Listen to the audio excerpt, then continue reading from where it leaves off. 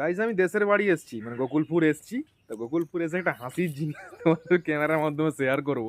ব্যাপারটা হচ্ছে আমি গামছা টামছা নিয়ে স্নান করতে এসেছি, মানে আমাদের বাড়ি থেকে আমাদের যে সাবমার্সেলটা আছে একটু দূরে, মানে আমাদের একটা নতুন জায়গা নিয়ে আছে, সেখানে সাবমার্সেলটা আছে। তো স্নান করতে এসেছি আর আমি কুল গুড়াচ্ছি, কুলগা দেখাচ্ছি। এই যে কুল পড়ে আছে, এই যে কুল, নারকেল কুল। তো কুল, প্রচুর কুল পড়ে আছে এখানটায়, কুল গুড়াচ্ছি।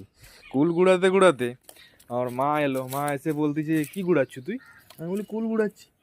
মা তখন বললো কুল, ভালো করে দেখিনি। তখন আমি গাছের দিকে তাকিয়ে দেখলাম এই যে গাছ, এইটা হচ্ছে গাছ, এইটা গাছ। তো এটা তো কুল গাছ নয়, ঠিক জিনিস। আর আমি এই যে পকেটে ভর্তি করে রেখেছি গুড়িয়ে। কেলেঙ্কারির শেষ নেই। এগুলো এক ধরনের ফল, কি ফল জানি না, গন্ধটা দারুণ। তুত ফল, দারুণ। তো এগুলো কুল ফুল নয়, এক্ষুনি কেলেঙ্কারি হতো, খেয়ে নিলে কেলেঙ্কারি হয়ে যেত। তো কুলটা মানে এটা দারুণ, গন্ধটা দারুণ আছে।